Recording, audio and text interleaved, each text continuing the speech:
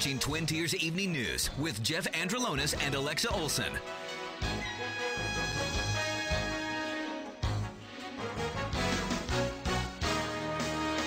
Now, from the Twin Tiers' biggest broadcast news operation, WVTT proudly presents Twin Tiers Evening News.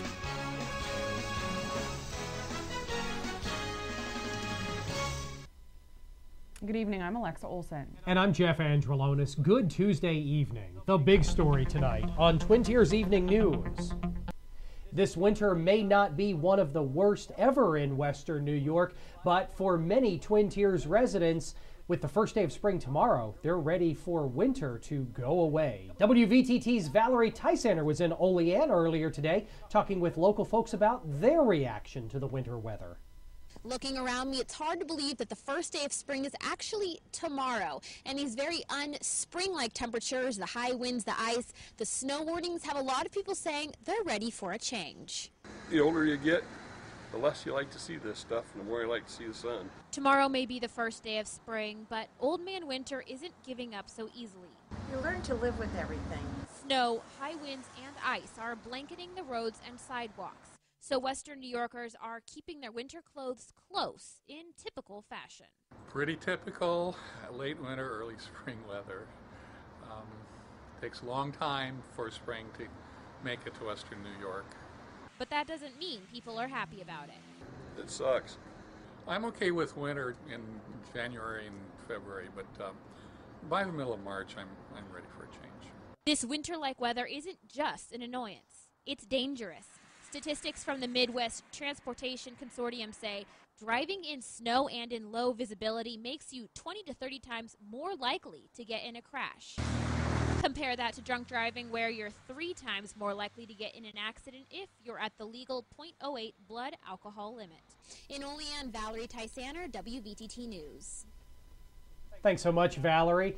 And we do have some winter advisories up right now in our viewing area. In Potter County, a winter weather advisory remains up because of continuing snowfall. And in Cattaraugus and Allegheny counties, a lake effect snow advisory until tomorrow morning. We've heard a lot of Western New Yorkers standing against the New York SAFE Act, but a group of Western New Yorkers in favor of gun control legislation gathered in Martin Luther King Park in Buffalo yesterday to show support for the gun restrictions. The group included members of a local emergency room union. They say they've seen a rise in gang violence happening in the emergency rooms. They say it's hard to care for patients with opposing gang members in the same ER. Jeff, a Bradford man is facing theft charges tonight. According to court documents, Mark DeWallaby allegedly took items into the customer service center at Walmart and received hundreds of dollars in refunds. But prosecutors say he hasn't paid for those items. He's in McKean County Jail on $5,000 bail. WVTT was the first to tell you about a shooting during the overnight hours in McKean County. Tonight, new information for you from Pennsylvania State Police. It happened in Keating Township. They tell WVTT 19-year-old Chad Caldwell of Cyclone was taken to Bradford Regional Medical Center to be treated after he was allegedly accidentally shot in the neck with a handgun. Police say that Caldwell and the male suspect were in the upstairs bedroom of the residence. They described the nature of the incident as reckless endangering. Initial emergency radio reports said that the shooting was accidental. Police say that the investigation is ongoing. Alexa? Federal monies are available in New York State to help businesses. $4 million has been set aside to help businesses hire long-term unemployment workers with an on-the-job training program. Now, since 2011, the program helped 445 businesses put 844 unemployed New Yorkers to work. The program puts up to $23,000 per worker. The IRS says there's a pot of cash waiting to be claimed from 2009 tax returns, income tax returns that weren't filed. $65 million. The deadline to claim the cash is this April. Half of the potential refunds are worth over $600. And as we told you last night, it may seem a bit optimistic to talk about bipartisanship in the political climate. U.S. Congressman Tom Reed hoping for a world with no labels. That's what they're calling a group that's forming in the House right now. It's a practical group of bipartisan problem solvers in Washington, D.C. That we reached out to and have become part of. It's a continuing effort As you may recall, we're part of the Go Big Coalition, a couple other bipartisan groups that are getting together, talking, working together to try to solve the problems that we face as a country.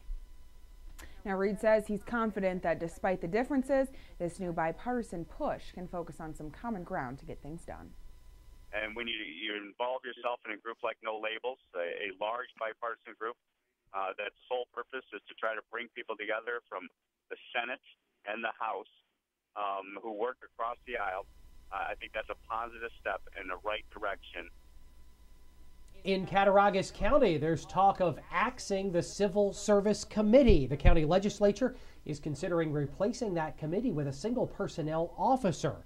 That means that rather than a panel of 3 to administer civil service tests and recommend candidates, it could get boiled down to 1. Officials will discuss the measure at the Labor Relations Committee meeting tomorrow, and it will go before the full county legislature by the end of the month.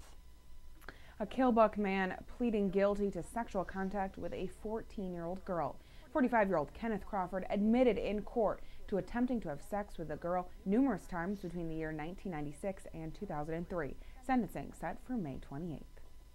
A Salamanca man is in jail tonight after a drug bust in the city. The Southern Tier Regional Drug Task Force says they arrested 30-year-old Bernard Isaac Jr. yesterday and seized pot-growing equipment from his home. Isaac is set to appear in Salamanca court later in the month to answer felony charges. Lots more news still to come tonight on Twin Tiers Evening News. We'll have our first look at WVTT weather, also the WVTT information overload, and a look at the ending numbers, the closing numbers, that is, on Wall Street. All straight ahead here on News Channel 25, WVTT. Depend on it.